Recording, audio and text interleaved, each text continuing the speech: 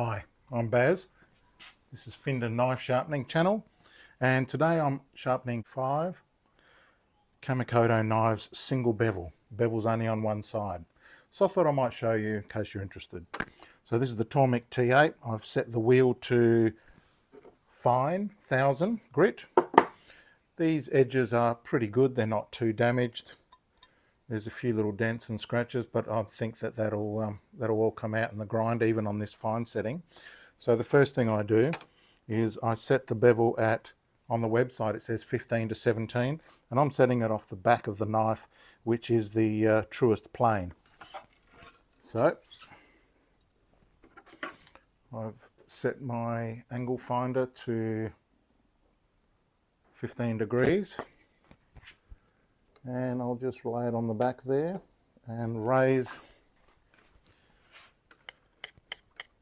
the rest until it matches the finder, which is about there. Lock it in place, start it up, and grind.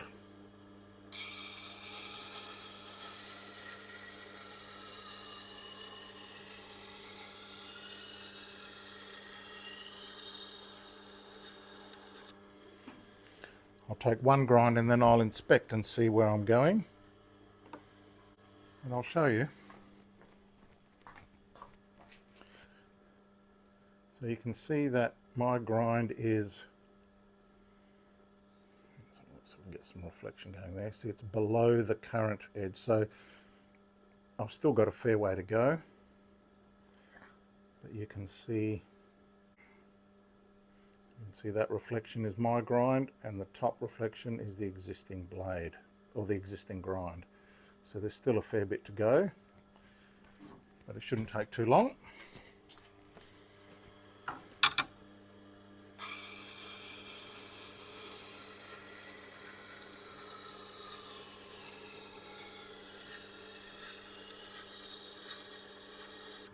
Always start at the tip, work my way back to the heel, which I know is contrary to what the advice is from Tormek, but I find that gives me the best tips and allows me to control that heel grind, which can sometimes get a bit out of control. And the reason that I use this method is because the tips can also get wildly out of control, because by the time you get to the tip, if you're doing the backwards method, by the time you get to the tip, this may have tilted here because you're focusing on the grind and you don't notice it because, I don't know, your hands just don't notice it. So I like to start at the perfect angle on the tip and then move it slowly to the back of the knife.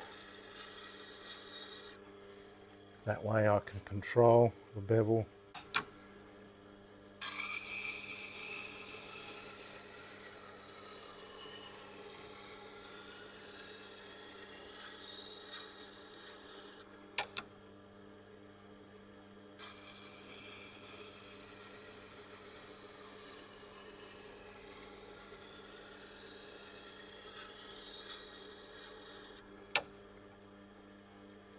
And I'm tilting the knife slightly towards here because I want it to come around the corner a little bit and give it a nice round nose, which I think is how the knife was designed. Not much, just a slight little tilt to catch that initial round nose. And of course, if the knife doesn't need a round nose, then I'll just start it completely flat. But in this case, I'm tilting it up slightly, or to exaggerate the movement. I'm coming in like that, rounding the corner and then flattening it off. And I'm going to continue grinding until I can feel a burr on the back of the knife. Still got a few strokes to go.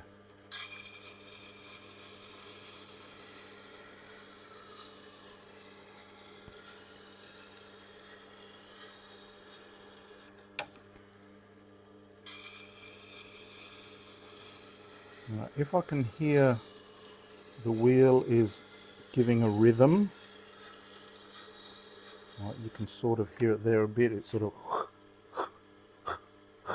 that means that it's maybe a little bit glazed in some areas and some not. So I'll just touch it with the stone again.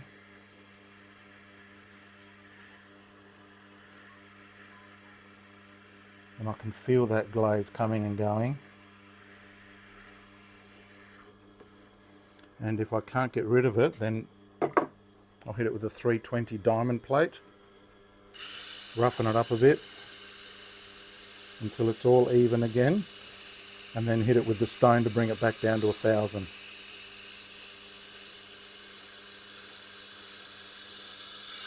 This 320 diamond is good for roughing out or finishing some of the lesser quality knives, and it will give a stone similar to about maybe an 800-900 grit.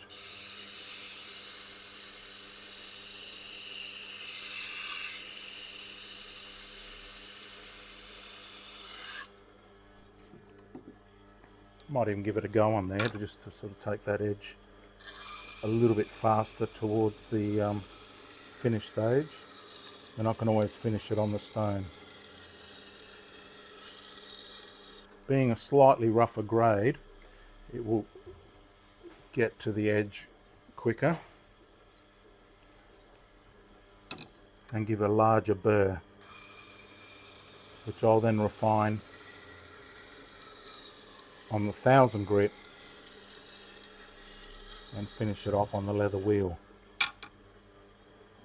Good to be back. I've missed you guys a little bit. Don't worry about what happened to the old channel. We'll just push on, shall we? Of course, the good thing about these Tormek grinders and the guided system, for those who don't know, means that it's always going to have the perfect, or at least the exact angle that you set it at. That's coming along nicely. I can feel burr on the back. We've got full burrage actually, so just to finish it off, I'll place it gently on the cloth there and finish it off on the Tormek stone smooth side.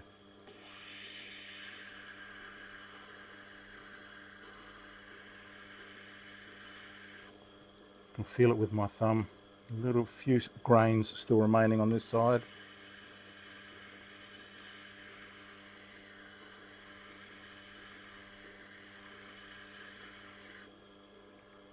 Nice. And you may hear that it's a bit quieter as well. That was crunchy.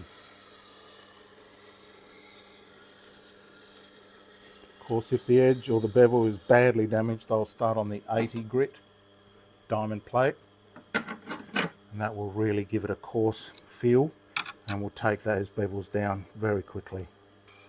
But on these Kamikotos, I've been asked to pay particular attention to not remove any more of the knife than is absolutely possible. The client states that he had a problem with another knife grinder who decimated the knives and really took them out, and just horrible. But not here. Nice. A little bit of a corner on the back there. Now,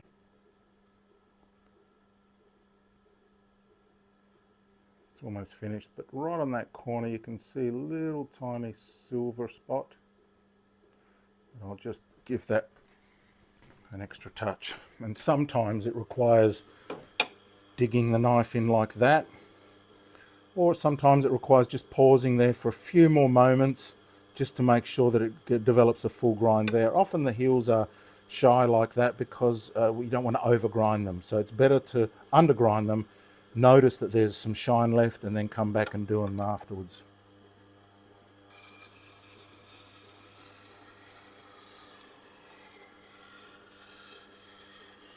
In this case I'm going to use the pausing method and see if I captured that. Yes, I did perfectly. So I'm just going to give it some final passes faster than before to give it a more even look. Although it's already finished, it's on the bevel, but just see if I can make it a little bit more beautiful.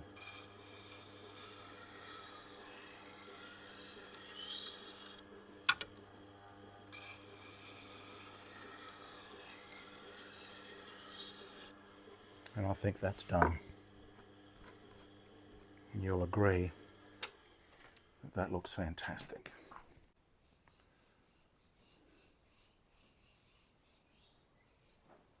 Nice. Bit of a burr on the back there, which I'll take off on the leather wheel. There he is. Hey, Chili. Right. So I'll use some chrome oxide on the standard leather Tormek wheel. I use the standard wheel over here, the standard wheel over here. It works the best, I find.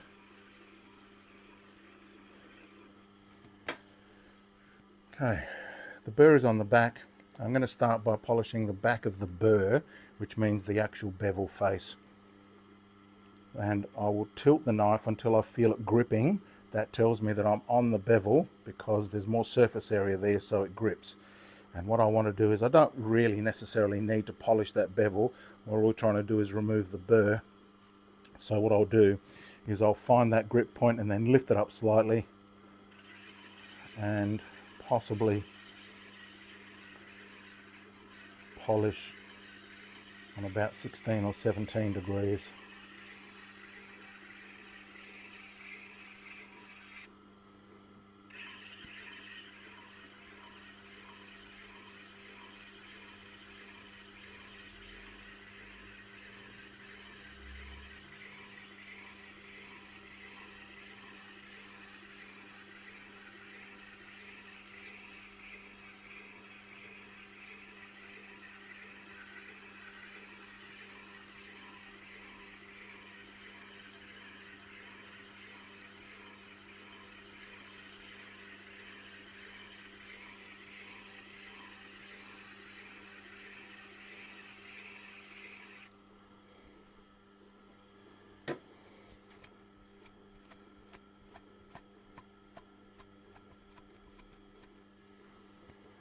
And then on the back, we're trying to keep that as flat as possible, so I'll lay it almost entirely on the back, and then just lift it up slightly to raise that burr back over onto this side. And by doing that repeatedly, you break off the burr and leave nothing but a beautiful edge, fully apexed. Leaving the burr on is what some knife sharpeners do in their hurry, in their rush. But I like to make sure that that's all fully gone, and I test it on my fingernail.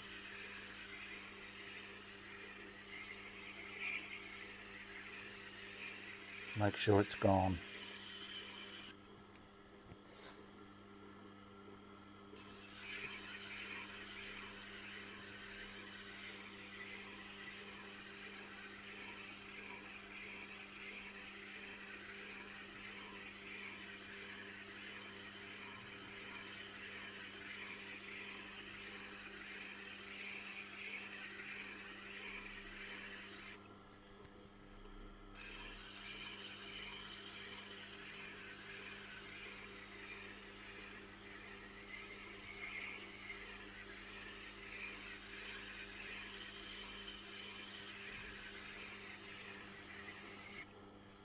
Okay,